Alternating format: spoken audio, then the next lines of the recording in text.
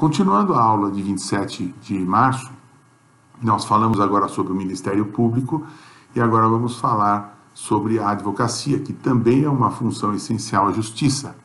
A advocacia, ela é extremamente importante porque o advogado é aquele que defende os direitos de cada um dos cidadãos, né?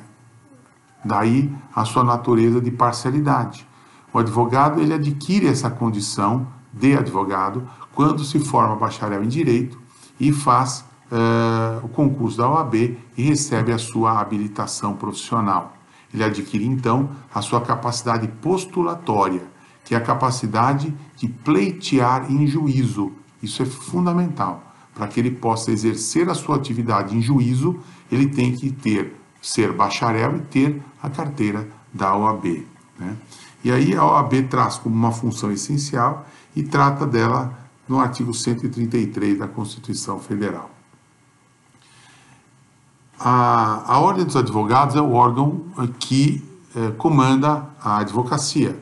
A Ordem é que congrega todos os advogados, né, e lhes dá, dentro do seu estatuto da OAB, os direitos e deveres dos advogados. Isso é extremamente importante.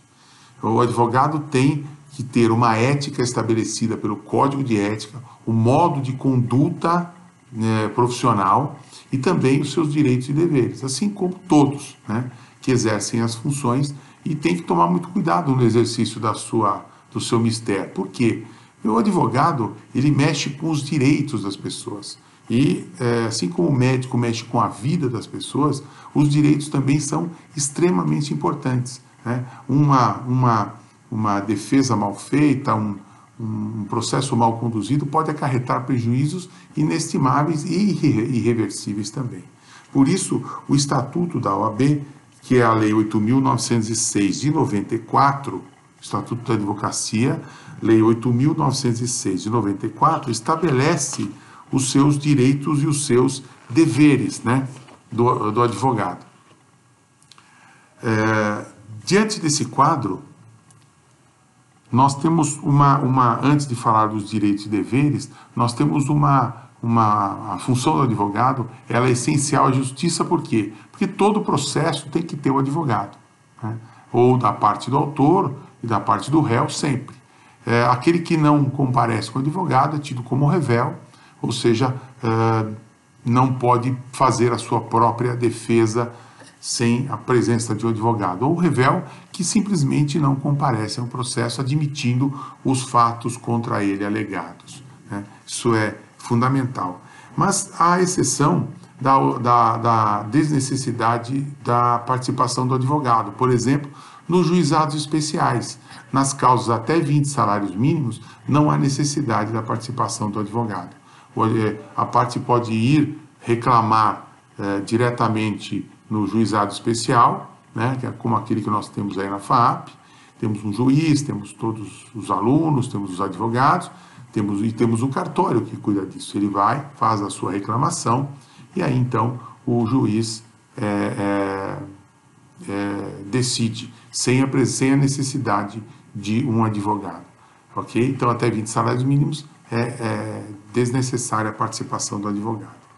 Quando nós falamos dos direitos e deveres dos advogados, nós vamos ao Estatuto dos artigos 6º e 7º e 31 a 33. Né? E aí nós temos os principais direitos, os principais deveres. São inúmeros.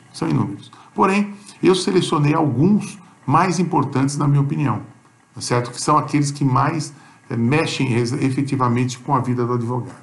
Quais são os principais direitos do advogado? A liberdade de exercer a profissão, ou seja, ele tem a liberdade de, dentro dos meandros jurídicos, atuar da forma que ele entender melhor. Ou seja, se nós temos dois caminhos a seguir, ele pode optar fundamentadamente por um deles, tá certo? Se isso vai dar certo ou não, vai ser bom ou não, ele vai ganhar ou não, é um outro problema, uma discussão jurídica que se vai ter ao longo do processo. O segundo, a liberdade de defesa e sigilo. Então, ele tem o sigilo do advogado, é extremamente importante. É tudo aquilo que o cliente fala para ele, ele não pode transmitir para mais ninguém. É importante. A inviolabilidade do seu local de trabalho. Por exemplo, se ele tem um escritório e ele tem lá todo o material do cliente, se houver a necessidade de alguma busca e apreensão policial, por exemplo, isso aí tem que partir de um procedimento. Qual é?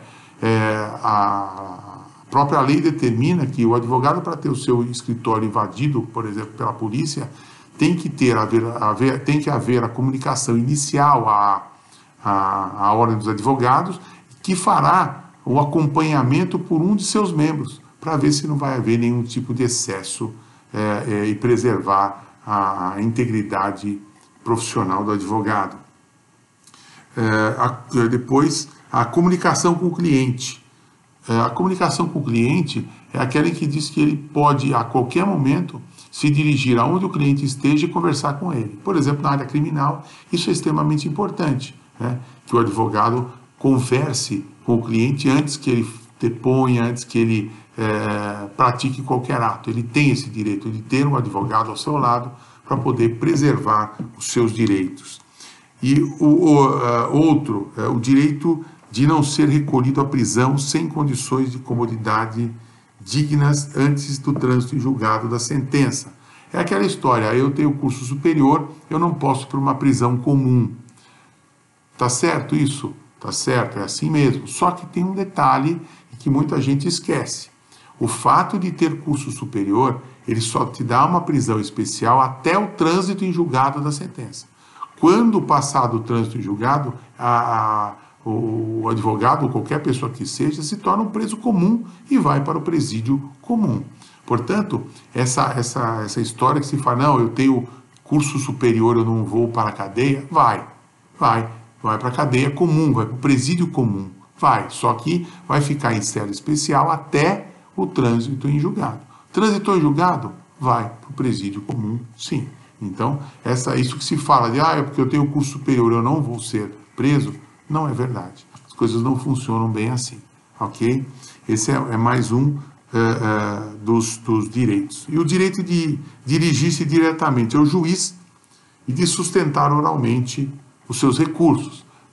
Evidentemente que, se o advogado defende a parte, ele tem o direito de se dirigir ao juiz, de conversar com o juiz, de peticionar o juiz. E, quando esse processo estiver em grau de recurso, ele tem direito de fazer a sustentação oral na sessão de julgamento, como eu disse lá atrás, quando falei dos órgãos da jurisdição, que nós temos as sessões são marcadas e os processos são julgados nas sessões. Ok? Então, isso é fundamental para que o advogado possa exercer o seu direito de participar do julgamento. Muito bem.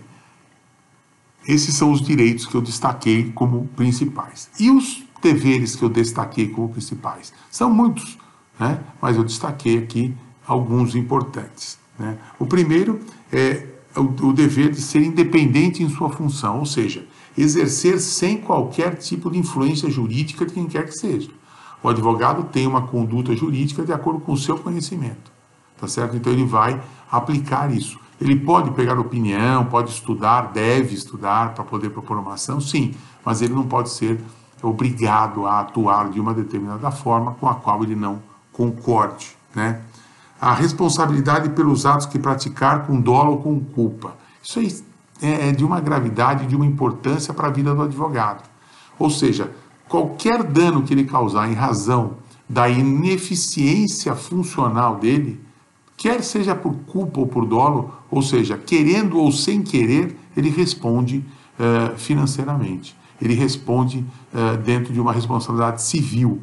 É a mesma coisa que um médico que comete um erro ao fazer uma cirurgia e a pessoa morre. Se houve o erro do médico, ele é responsável e vai ter que indenizar, ok? E vai sofrer processo crime, inclusive. E o advogado é exatamente a mesma coisa, né? Ele é responsável por todos os atos que ele pratica, querendo ou sem querer, certo? Se ele quiser, é pior ainda. E se ele não quiser, cometeu o erro, foi sem querer, não importa. Causou prejuízo, tem que indenizar. Então, isso é uma coisa extremamente importante. E o cumprimento rigoroso do Código de Ética e Disciplina da OAB. Então, esse Código de Ética determina toda a conduta que o advogado deve ter sempre que participar de qualquer tipo de ação, qualquer tipo de processo. E, finalmente, para encerrar essa segunda parte da aula do dia 27, os estagiários, que são aqueles que fazem parte da ação do Ministério Público, da OAB, fazem parte da OAB, mas que já no 7º semestre podem pedir a carteira para participar de audiências, tirar processos e participar dos processos juntamente com os advogados. Não há necessidade de concurso e não há necessidade de nenhuma formalidade. Basta estar no 7º semestre ou início do 4º ano do curso de Direito. Ok? Na próxima aula falaremos sobre outras atividades como Defensoria Pública e como Advocacia Geral da União. Até a próxima, pessoal.